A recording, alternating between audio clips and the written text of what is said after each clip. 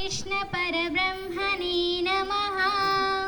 श्रीमद्भगवद्गीता अथ पंचमोऽध्यायः कर्मसन्न्यासयोगः। अर्जुन उवाच सन्न्यासं कर्मणां कृष्ण पुनर्योगं च शंससि यश्रेययेतयोरेकं तन्मे ब्रूहि सुनिश्चितं। श्रीभगवानुवाच सन्न्यासः कर्मयोगश्च निःश्रेयसकरावुभौ तयोस्तु कर्मसन्न्यासात् कर्मयोगो विशिष्यते।